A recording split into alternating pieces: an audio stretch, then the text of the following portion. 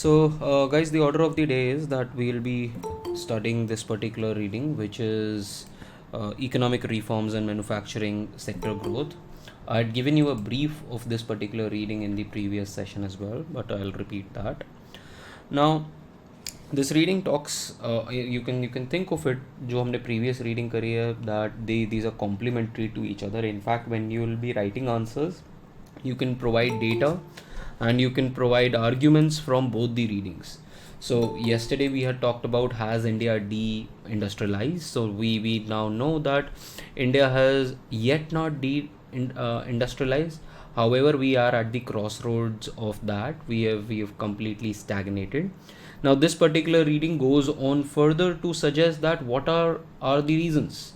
सो पिछली वाली रीडिंग सिर्फ ये बता रही है कि येस, इंडिया का अंदर ज़्यादा प्रोग्रेस नहीं है, नेशनल लेवल पे भी, स्टेट लेवल पे भी, डिस्ट्रिक्ट लेवल पे कुछ डिसर्नेबल चेंजेस हैं, बट वो अभी नेशनल लेवल तक बढ़ के नहीं आए हैं. So this is what the previous reading was saying. This reading, on the other hand, has the same argument that, see boss, we have not been able to industrialize as compared to say China or other countries. But this also gives you a prescriptive item that what is perhaps missing in this entire in this entire debate. So why is that we have not industrialized? That is answered by this particular reading. And apart from that, it also kinds of belays the myths, that a couple of myths that are there, that हमारा जो initial reform था that did not go full through. Labour reforms की जो है बारे में बात है, वो उसके बारे में बात कर रहा है कि अच्छा इंडिया में लेबर लॉस तो हैं, बट वो लेबर लॉस कोई मानता ही नहीं है. So usually the usual suspects of why industrialisation has not happened और वाई स्टैग्नेशन इज देयर, वो उन सारे फैक्टर्स को it does consider.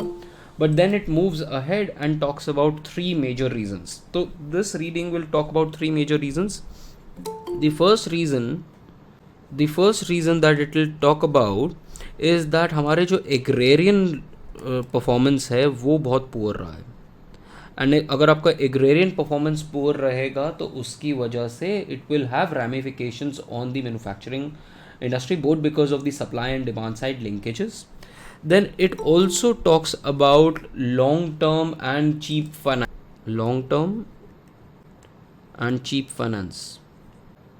China has been able to grow because of the fact that उसके बैंक्स जो हैं वहाँ पर, डेवलपमेंट जो बैंक्स हैं वो लॉन्ग टर्म में क्रेडिट देते हैं और अपने बिजनेसेस को बहुत ज़्यादा सपोर्ट करते हैं, जिसकी वजह से वहाँ के जो बिजनेसमैन हैं they are able to outcompete everyone else in the world. So this kind of development bank support, development financial institutions जो थे, जो 1991 से पहले इंडिया में थे, वो हमने ख़त्म कर दिया और उनको कमर्शियल बैंक्स बना दिए. For example we talk about IFSC, we talk about ICICI bank. तो इन सब को हमने डेवलपमेंट बैंक से हटा के इनको हमने कमर्शियल बैंक बना दिया. और जो भी कमर्शियल बैंक होता है that is not interested in long term financing, क्योंकि उसमें आपका पैसा अटक जाएगा. They are more interested in short term. ये कार लोन दे दिया, हाउसिंग लोन दे दिया, पर्सनल क्रेडिट लोन दे दिया, वो इन तरीके के लोन्स में ज़्यादा इंटरेस्टेड हैं. वो इंश्योरेंस के बिजनेस में ज़्यादा इंटरेस्टेड हैं rather then giving long term loans. So that's why in India we did not have, after 1991 we did not have these long-term financial institutions which can provide cheap and easy credit to business community, and that is where we were out competed as compared to China. Then this reading also talks about R&D, research and development. It says that before at 1991 और some I think 80s के बारे में बात करी हुई है, that India और China का एक टाइम पे दोनों का शेयर जो था जीडीपी में, जीडीपी के अंदर जो स्पेंट है on R&D was 0.6% of their GDP. Right now China का 1.8% ऑफ जीडीपी स्पेंड होता है और इंडिया का 0.8% ऑफ जीडीपी स्पेंड हो रहा है, which shows that we have not invested in our human resources, not invested in our capital resources. और जो endogenous, basically this is nothing but endogenous growth के अंदर आपने एक वो नहीं करा. So if you remember your Romer model, your AK model, which actually talks about endogenous growth, that you need to invest in technology, you need to invest in education, ये सारी चीज़ें रिसर्च एंड डेवलपमेंट के अंदर आपको invest करना, वो सब आपने नहीं किया, and that's why you are lagging behind. And the fourth reason that it talks about is that India के साथ जो पिछले कुछ सालों में ट्रेड अग्रीमेंट्स हुए हैं, बाईलेटरल ट्रेड अग्रीमेंट्स जो हुए हैं और जो मल्टीलेटरल ट्रेड अग्रीमेंट्स हुए हैं, at times they have not been beneficial to India. For example it points out Japan के साथ ट्रेड अग्रीमेंट, जिसकी वजह से इंडिया के अंदर बहुत ज़्यादा स्टील का इम्पोर्ट शुरू हो गया. सो what we are seeing is that because of some of these bilateral agreements, India के अंदर rather than manufacturing of capital goods, आप वो import करना शुरू कर दिया अपने capital goods. Remember हमने पिछली reading से बात करी थी that a country which wants to develop has to move its industrial base has to move its industrial base towards basic goods and capital goods. तभी आप वो backward and forward linkages बना पाओगे. So that was missing. That is the missing pie in case of India's manufacturing and India's industrial sector as well. And it partly blames this to the bilateral trade agreements that we have signed. And and the author talks about a revisiting of these trade agreements so that they're not harmful for a long-term development. Especially in the अगर post COVID world के बारे में बात करें, so everyone is turning nationalistic, everyone is turning inwards. So you need to realize that what kind of agreements are going to be beneficial for us and what are not going to be beneficial for us. तो ये 4 major reasons outline कर रहा है this particular reading Professor Nagraj, and in the initial part it talks about this phase of your industrial stagnation. So let's go through this particular reading in detail. I've just given you the summary. Now yesterday we talked about that that India has stagnated and उसका import intensity rather increase हुआ है decrease होने की वजह, and it needs to complete, और कई सारे reasons दिए गए हैं, but it is suggested that long term constraints on industrialization lies in poor agriculture productivity का मतलब basically R&D से है, agriculture में आपको बता दिया, और public infrastructure. तो ये सारी चीज़ें, स्पेशली यहाँ पर इलेक्ट्रिसिटी की बात आएगी. So these are major areas where we are failing. और अगेन पब्लिक इंफ्रास्ट्रक्चर तभी होगा जब आपके पास जब डेवलपमेंट फाइनेंशियल इंस्टीट्यूशंस होंगे जो लॉन्ग टर्म में क्रेडिट दे पाएंगे, क्योंकि ये छोटे ये जो जितने भी बैंक्स हैं ये they are not interested in providing you long term credit.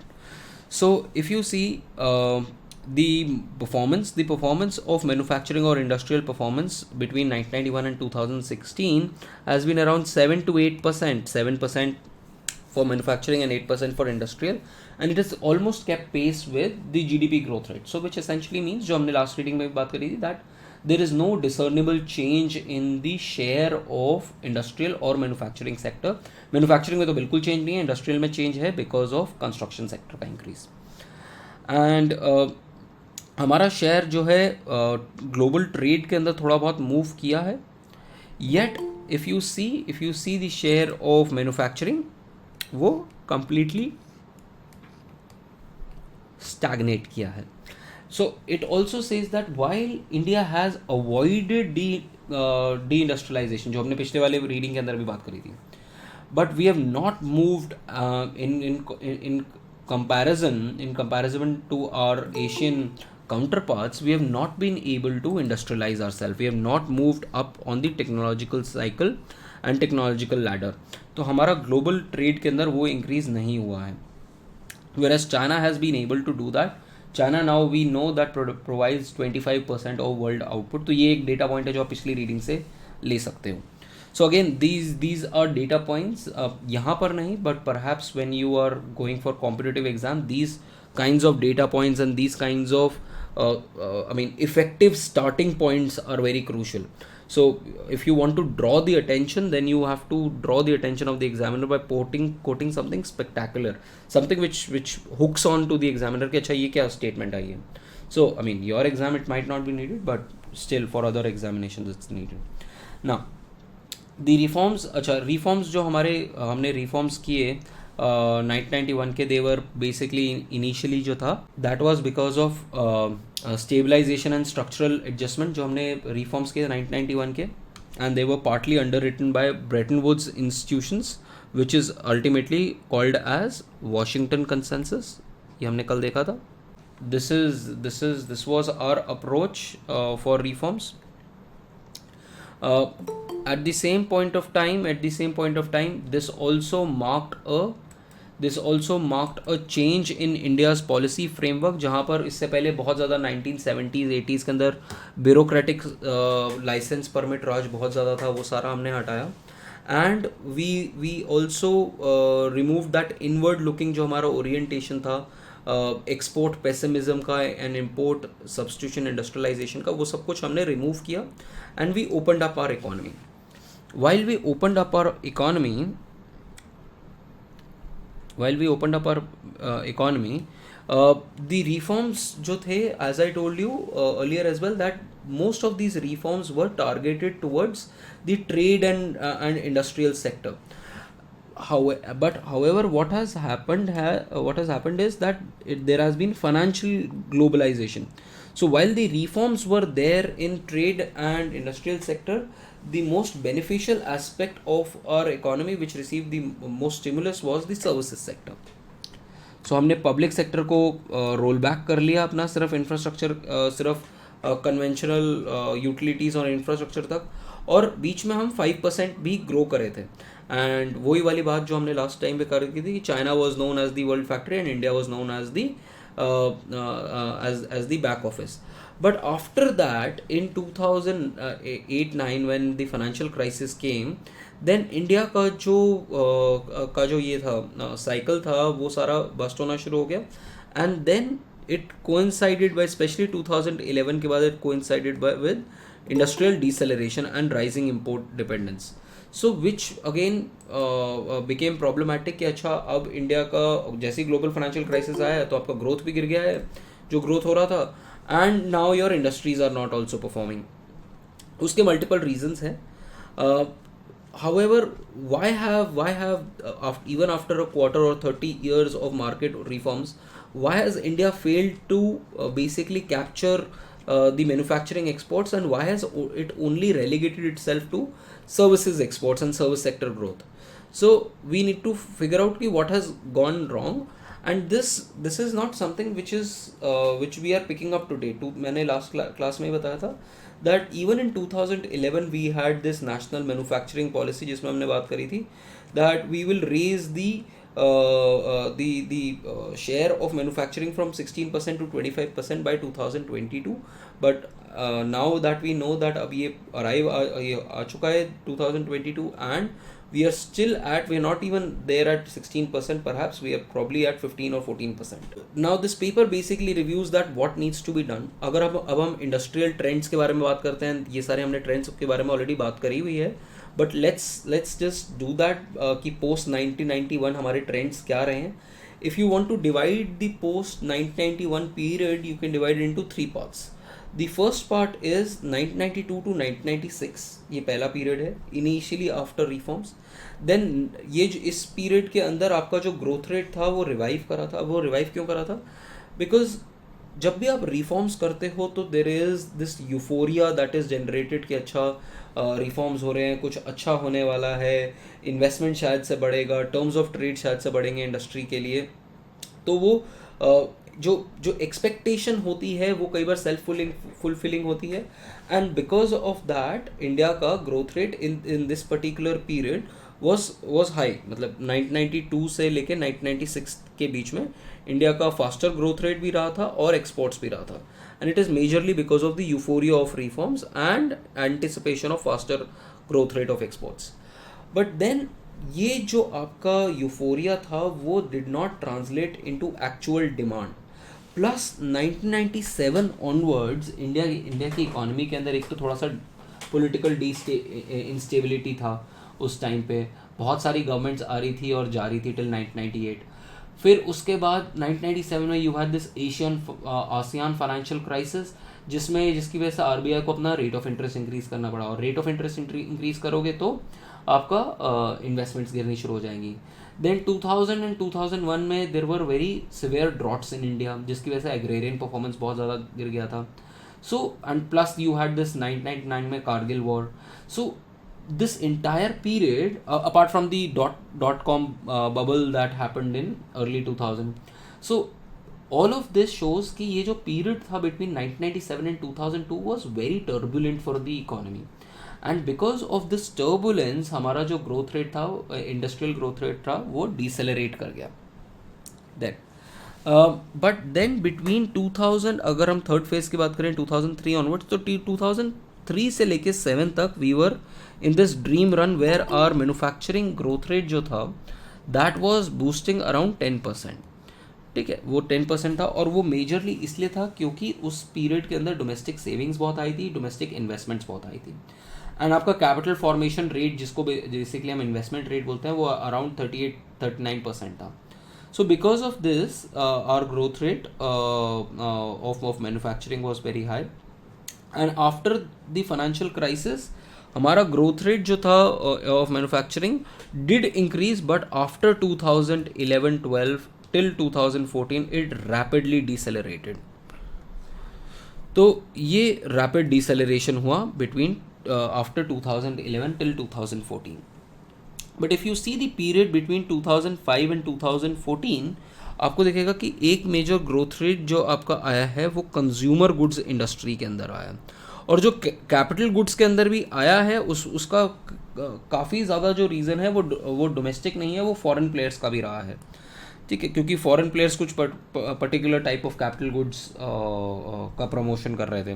But in general the issue here is कि आपके consumer goods and consumer durables जो हैं वो बहुत ज़्यादा इंक्रीज कर रहे हैं in this particular period.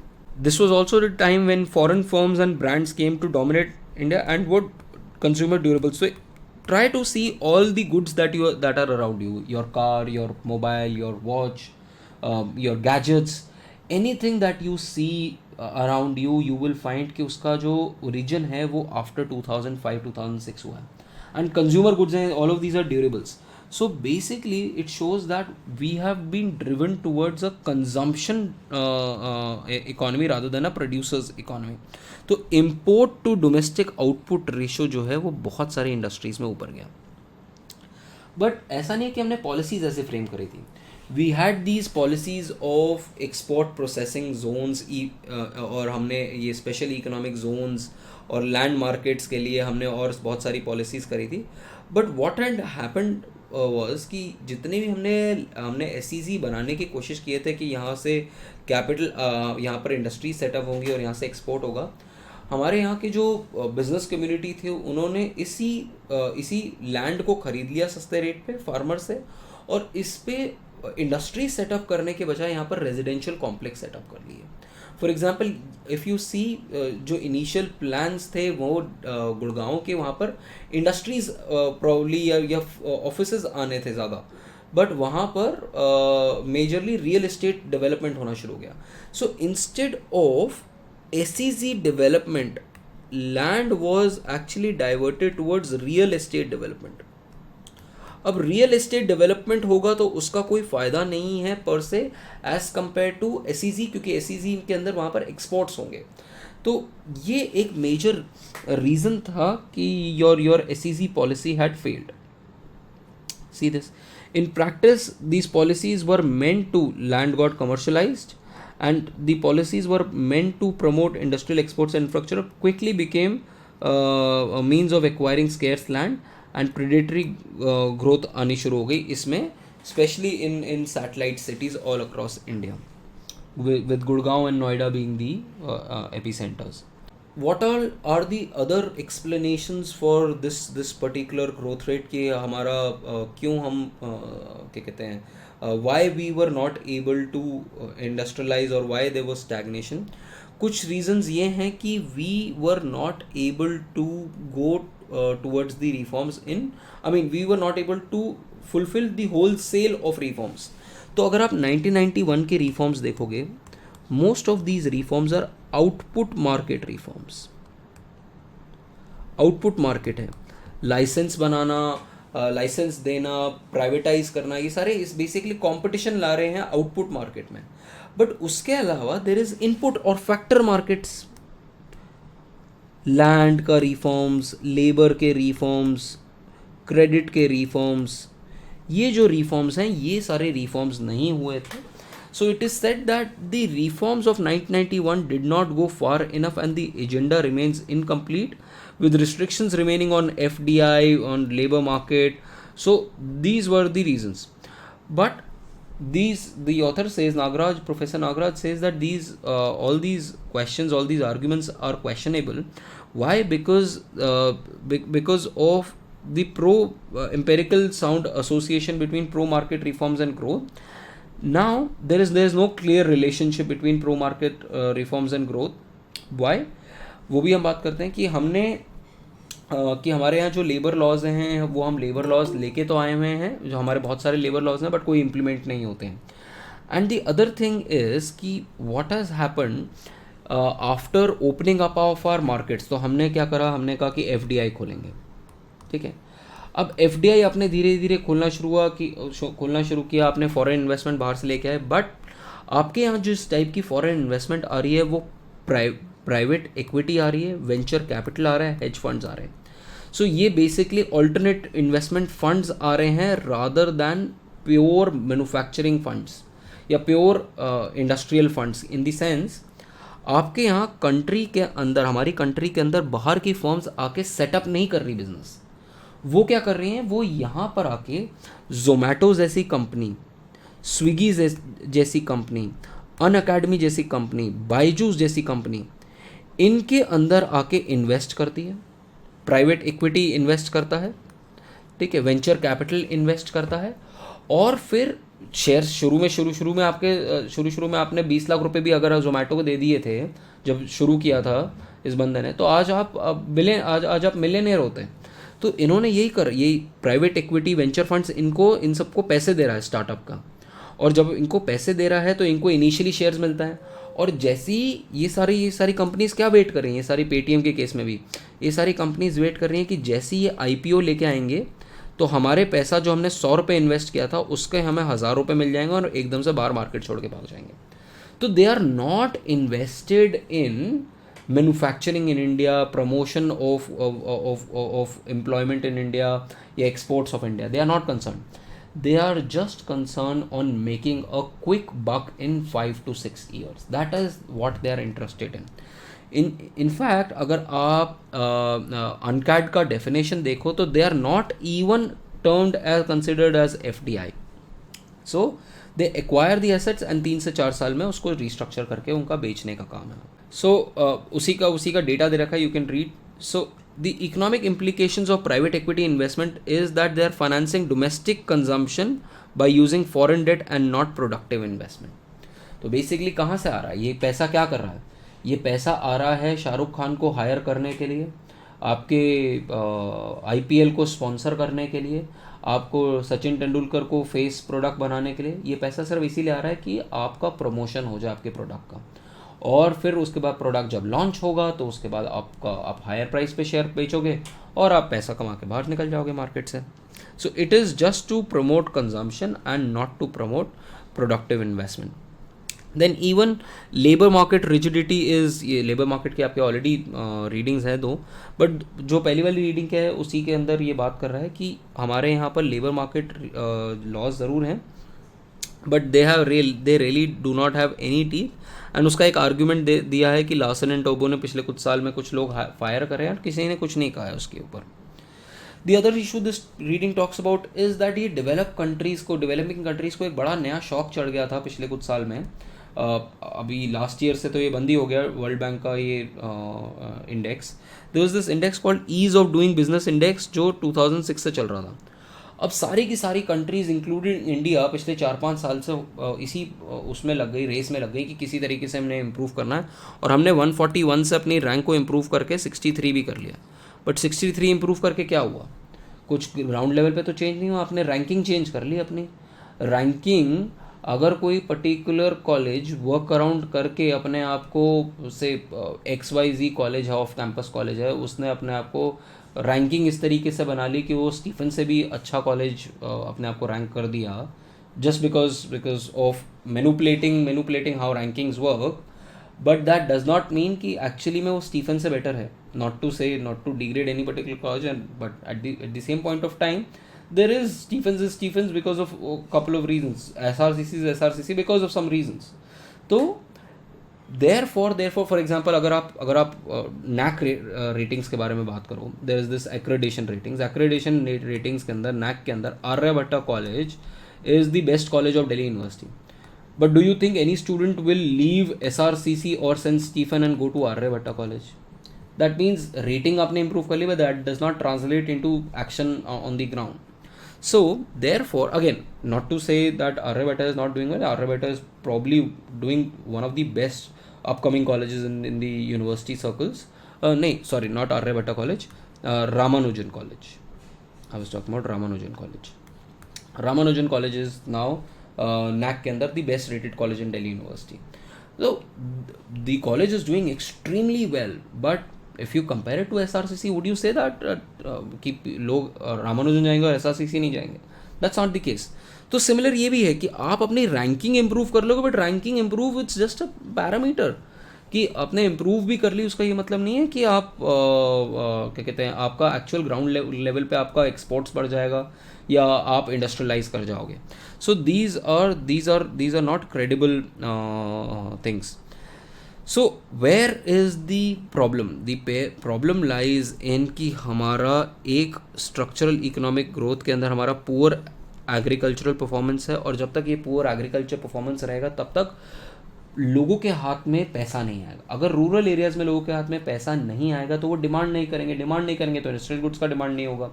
So we need to realise that agriculture also is important for industrial growth, therefore we can't leave it alone. And जो हमने महेंद्र देव की रीडिंग के अंदर भी कई बार बात करी है.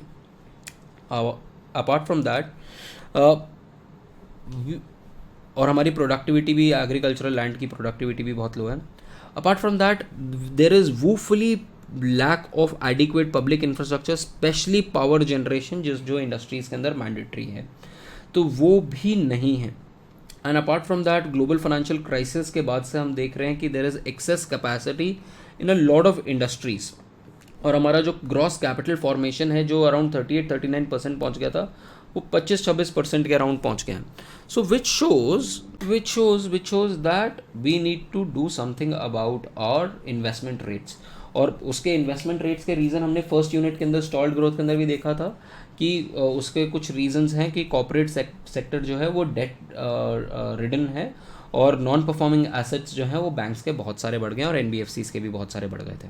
Finally this reading talks about what needs to be done, and हमें रिकन्फिगर करना है रोल ऑफ स्टेट. अभी तक आप कह रहे थे, हमने क्या किया कि पहले रोल ऑफ स्टेट 1991 से ज़्यादा था, उससे पहले बहुत ज़्यादा था. न्यू लिबरल रिफॉर्म्स में हमने रोल ऑफ स्टेट को कम करना शुरू कर दिया, और इतना कम कर दिया कि अब उसकी वजह से डेवलपमेंट नहीं हो रहा. तो that means this particular reading is talking about that we need the role of state for support of industrialisation. State can not wash away its hand and say कि इंडस्ट्रियलाइजेशन अपने आप हो जाएगी, मार्केट ड्रिवन हो जाएगी. It needs to be there, it needs to protect these market failures that might take place. तो यहाँ पर वो 3 एस्पेक्ट्स के बारे में बात करता है. एक लॉन्ग टर्म फाइनेंस की, दूसरा डोमेस्टिक रिसर्च एंड डेवलपमेंट की, और तीसरा बायोलेटरल ट्रेड ट्रीटीज़ की, जो मैंने आपको 3 चीज़ें अभी शुरू में बताई थी. इंडिया का अगर आपका एडवांटेज देखो तो इंडिया का डिसएडवांटेज है on all these 3 aspects as compare to China. अगर हम देखें डेवलपमेंट फाइनेंशियल इंस्टीट्यूशंस जो इंडिया के थे, IDBI और ICICI बैंक, इनको हमने 1991 के अंदर कमर्शियल बैंक बना दिया. और कमर्शियल बैंक बनाते के साथ ही जो इनका क्रेडिट की मेच्योरिटी का जो टर्म था, पहले डेवलपमेंट फाइनेंस बैंक्स जो होते हैं वो लॉन्ग टर्म क्रेडिट देते हैं, जो कमर्शियल बैंक्स होते हैं वो यूजुअली शॉर्ट टर्म क्रेडिट देते हैं. तो इसकी वजह से शॉर्टनिंग ऑफ लोन मेच्योरिटी हुई, और उसकी वजह से जो कैपिटल इंटेंसिव और इंफ्रास्ट्रक्चर फाइनेंसिंग होती है वो ख़त्म हो गई.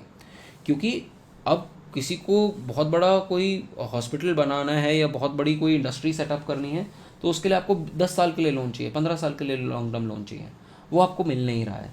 सो because of that there was a problem, and we had understood in the Rakesh Mohan's reading that हमारी डेट मार्केट तो वैसे ही ज़्यादा डेवलप नहीं है.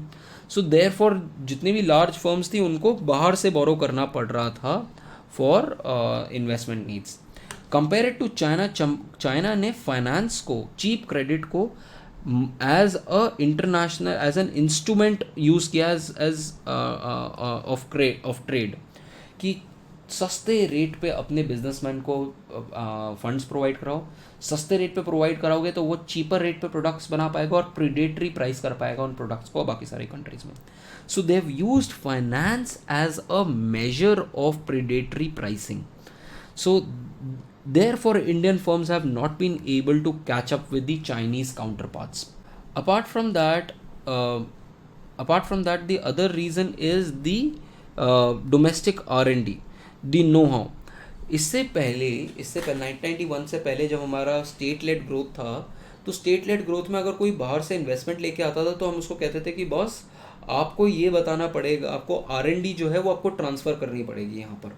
दैट मीन्स अगर आप कोई मशीन बनाना चाह रहे हो तो वो मशीन बनाना हमें भी सिखाओ. सो इसको बोलते हैं ट्रांसफ़र ऑफ टेक्नोलॉजी. कई बार ट्रांसफ़र ऑफ टेक्नोलॉजी भी इसको यूज़ किया जाता है. कई बार डिफेंस में भी बोलते हैं हम कि हम अगर फॉर एग्जांपल अगर हम राफेल प्लेन खरीद रहे हैं फ्रांस से, तो हम उनको कहते हैं कि देखो भाई हम आपसे 15 प्लेन तो सीधा इंपोर्ट कर रहे हैं, बट जो बाकी प्लेन्स होंगे वो इंडिया के अंदर बनेंगे और ट्रांसफ़र ऑफ टेक्नोलॉजी होगा. तो ट्रांसफ़र ऑफ टेक्नोलॉजी से आप इंडिया के अंदर सीख पाओगे वो चीज़ बनना. One of the best examples for this is BrahMos missile. अगर आपने सुना हो ब्रह्मोस मिसाइल, तो ब्रह्मोस मिसाइल जो है वो ट्रांसफ़र ऑफ टेक्नोलॉजी रशिया और इंडिया ने मिलके बनाई है.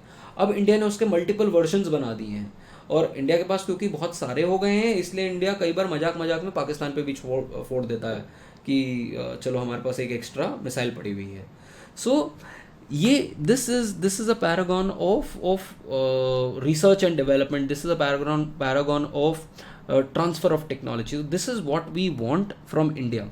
सो और ये इंडिया में मिसिंग है.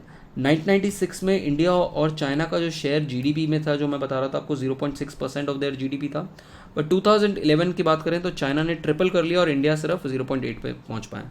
और उसकी वजह से India has not been able to move up into that development cycle का फेज़ कि आप नेक्स्ट फेज़ ऑफ प्रोडक्ट्स बना पाओ, मैन्युफैक्चरिंग प्रोडक्ट्स बना पाओ, इलेक्ट्रॉनिक प्रोडक्ट्स बना पाओ.